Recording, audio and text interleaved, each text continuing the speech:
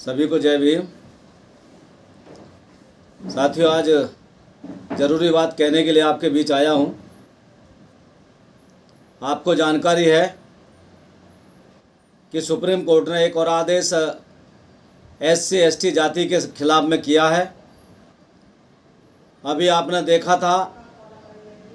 करीब 6 साल पहले भी एक आदेश सुप्रीम कोर्ट द्वारा किया गया था,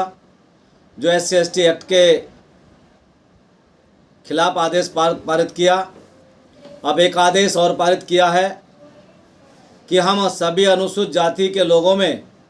सभी जनजाति समाज के लोगों में एक वर्गीकरण सुप्रीम कोर्ट द्वारा किया गया है,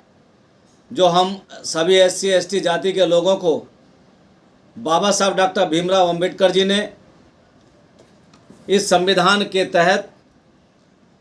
हमारे समाज के लोगों को, सभी देश के अनुसूचित जाति जनजाति समाज के लोगों को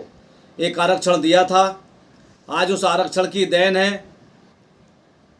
जो आज अनुसूचित जाति जनजाति समाज के लोग थोड़ा इज्जत की ज़िंदगी जीना शुरू हुए। लेकिन आज भी 75 साल की आज़ादी के बाद इस देश के अंदर अनुसूचित जाति जनजाति समाज के लोगों पर अन्याय अत्याचार कम नहीं है। पूरे देश के अंदर आपने देखा है, चाहे वो मध्य प्रदेश के अंदर है, चाहे वो राजस्थान के अंदर है, चाहे वो गुजरात के अंदर है, चाहे वो यूपी के अंदर है, चाहे वो बिहार के अंदर है, चाहे वो आंध्र प्रदेश के अंदर है, चाहे वो मणिपुर के अंदर है, आज भी अनुसूचित जाति जनजाति समाज के लोग अत्याचार की भेंट चढ़ रहे हैं। मणिपुर में हमारे समाज की बहन बेटियों के साथ नंगा नाच किया गया, उनको सड़कों पर नंगा घुमाया गया, बलात्कार किया गया। एक हमारे समाज के व्यक्ति ने उनको बचाने की कोशिश की तो उसकी हत्या कर दी गई। मध्य प्रदेश के अंदर एक हम जनजाति समाज के व्यक्ति को गाड़ी के पीछे बांधकर इतना खींचा जब तक वो मर नहीं गया, जब उसका पीछा नहीं छोड़ा। मध्य प्रदेश के अंदर जनजाति समाज के एक व्यक्ति के ऊपर एक दबंग व्यक्ति पेशाब करता है। राजस्थान के अंदर पानी पीने के लिए एक छात्र की हत्या की जाती है। छात्र को इतना मारा जाता है, इतना पीटा जाता है कि उसकी मौत हो जाती है। आज हम नौकरी करने के बाद भी 75 साल की आज़ादी में इस देश के अंदर, चाहे वो IAS है, चाहे वो PCS है, चाहे वो किसी भी वर्ग का अधिकारी है, लेकिन आज भी उसको जातिवाद का भेंट चढ़ना पड़ता है। आज भी उसके दफ्तर के अंदर उसके ऊपर अत्याचार होता है, उसका शोषण होता है, उसको गंदी नज़र से देखा जाता है। और आज सुप्रीम कोर्ट के द्वारा एक आदेश पारित किया गया है कि अनुसूचित जाति जनजाति समाज के लोगों को मिलने वाले आरक्षण में उसका वर्गीकरण करना किया जाएगा। आज प्रदेश सरकार को छूट दे दी है। आज जो काम देश के अंदर राजनीतिक पार्टियां नहीं कर पा रही हैं, आज वो सुप्रीम कोर्ट के अंदर आदेश पारित किए जा रहे हैं। आज देश के अंदर आप लोगों ने देखा है, हमारे समाज के लोगों का जो 21% कोटा है, टोटल SC ST जाति का जो टोटल कोटा है, आज तक वो भी पूरा नहीं है। आज तक सुप्रीम कोर्ट द्वारा किसी भी प्रदेश की सरकार से, किसी भी विभाग के अधिकारियों से, किसी भी प्रदेश के और किसी केंद्र सरकार के सचिव से ये नहीं पूछा गया कि किस मंत्रालय में कितने अधिकारी SC जाति के हैं, किस मंत्रालय में सवर्ण बिरादरी के हैं, किस मंत्रालय में सबसे ज़्यादा ब्राह्मण बिरादरी के हैं, किस मंत्रालय में OBC समाज के अधिकारी हैं। चाहे वो चाहे वो सेक्रेटरी की बात है, आज देश के अंदर जो कैबिनेट सेक्रेटरी हैं उनमें अनुसूचित जाति जनजाति का कोटा नगण्य है और OBC समाज का बिल्कुल नहीं है। आज मैं पूछना चाहता हूं, आज देश के न्याय विभाग से पूछना चाहता हूं, इस देश की जब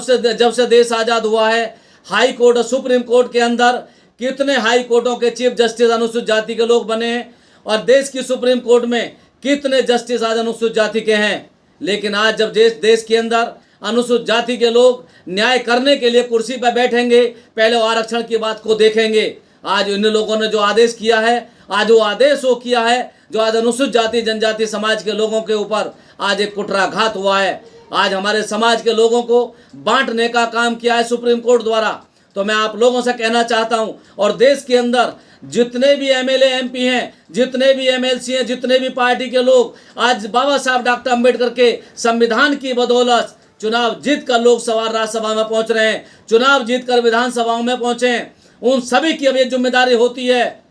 अगर आप लोगों ने इस वर्गीकरण के खिलाफ आंदोलन नहीं किया, इस वर्गीकरण के खिलाफ एमपी एमएलए ने आवाज को नहीं उठाया, आने वाला समय आपके ऊपर होगा कि आपके ऊपर यह हमला होगा। फिर सुप्रीम कोर्ट एक आदेश करेगी कि जब से देश आजाद हुआ है अनुसूचित जाति के, इस जाति के कितने एमपी बने, इस जाति के कितने एमएलए बने, कल को आपको आपके अंदर वर्गीकरण करके आपको एमपी एमएलए बनने से रोका जाएगा। तो इस देश के अंदर जितने भी अनुसूचित जाति के एमपी हैं, लोकसभा के अंदर लोकसभा का सत्र चल रहा है, अगर आप लोगों ने विपक्ष के साथ खड़े होकर अपनी आवाज को उठा दिया तो मैं समझता हूं इसी जो लोकसभा का सत्र चल रहा है, लोकसभा के सत्र में अध्यादेश ला करके जो आदेश सुप्रीम कोर्ट ने किया है, संविधान की 9वीं अनुसूची में डाल करके एक कानून बनाया जाए और उस कानून बना करके किया जाएगा कि सुप्रीम कोर्ट के आदेश को हम नहीं मानेंगे, ना प्रदेश सरकार मानेगी, उसे देश की संविधान की अनुसूची में डाला जाए। मैं सभी देश के अंदर, देश के जितने भी लोकसभा के सांसद हैं, जो भी चाहे जिस बिरादरी का है, आज उसकी नैतिकता की जिम्मेदारी बन जाती है अपने पार्टी से उठ करके, पहले आपका समाज है, अगर आप उस समाज में जन्म नहीं लेते, बाबा साहब डॉक्टर अम्बेडकर के बनाए संविधान से आपको जो लाभ मिला है आपको उसको बचाना है और आप अपनी पार्टी से अलग हट करके संविधान को समझ करके अपने इस एमपी एमएलए के कोटा को बरकरार रखने के लिए आज आपको इकट्ठा होकर के पार्लियामेंट के अंदर आपको धरना देना है। प्रधानमंत्री के सामने आपको उनके सामने आपको लोकसभा के अंदर प्रधानमंत्री आवास पर और प्रधानमंत्री कार्यालय पर धरना देना है। और जब तक धरना आपको देना होगा कि जब तक लोकसभा के अंदर बिल नहीं आ जाता है। और देश के अंदर मैं कहना चाहता हूं, जो 21 तारीख को भारत बंद का ऐलान किया गया है, 21 तारीख को देश के अंदर जितने भी अनुसूचित जाति समाज के लोग हैं, जितने भी जनजाति समाज के लोग हैं, आप सबका एक कर्तव्य बनता है कि आप सब 21 तारीख को बिना किसी भेदभाव, बिना मनमुटाव के, ये किसी राजनीतिक पार्टी का आंदोलन नहीं है, ये आंदोलन पूरे समाज का है। मैं सभी राजनीतिक पार्टी के लोगों से कहना चाहता हूँ, जो आज दलित समाज का वोट लेना चाहते हैं, आज दलित समाज का हमराह बनना चाहते हैं, केवल जय भीम कहने से काम नहीं चलेगा। आपको 21 तारीख के आंदोलन में एक साथ इकट्ठा होकर के ये दिखा देना है हमारा ये आंदोलन संवैधानिक और अनुशासन में होगा। तो मैं सभी से कहना चाहता हूँ कि 21 तारीख को इस देश के अंदर फिर वो करके दिखा दो कि देश की सरकार को झुकना पड़े और लोकसभा में बिल पास करके जो सुप्रीम कोर्ट ने आदेश किया है उसको वापस लेना पड़े। आज भीम वाहिनी बहुजन एकता मिशन इस देश के अंदर जितने भी अनुसूचित जाति जनजाति समाज के लोग हैं, फिर से उनसे मैं अपील करना चाहता हूं, भारी तादाद में इकट्ठा होकर आप लोगों को 21 तारीख को आंदोलन करना है। भीम वाहिनी बहुजन एकता मिशन आज समाज के साथ है, आज इस संविधान के साथ है, आरक्षण के साथ है, आज पदोन्नति में जो आरक्षण के जो हुआ था हम उसके साथ हैं। जहां भी कहीं कोई घटना होती है हम आप लोगों के बीच में अपनी आवाज़ लेकर के आते हैं। तो मैं कहना चाहता हूं, देश के अंदर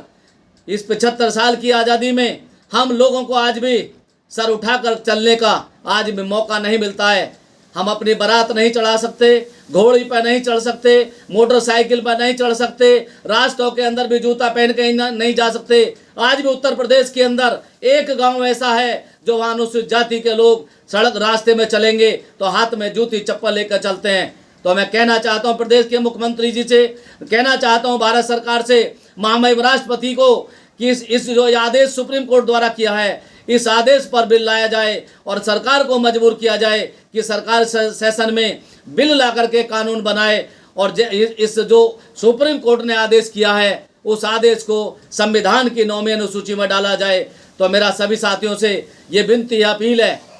कि आप लोग ये निर्णय ले लें। अगर लोकसभा और विधानसभा के एमएलए एमपीओ ने अगर आंदोलन नहीं किया, समझ लो 2027 में, समझ लो 2029 में, जब भी विधानसभा और एमपी का चुनाव आएगा, लोकसभा का चुनाव आए, कह देना जितने भी लोग चुनकर गए हैं उनके रास्तों को निकलना बंद कर दिया जाएगा अगर इस आंदोलन में उन लोगों ने साथ नहीं दिया। जय भीम, जय भारत, जय संविधान।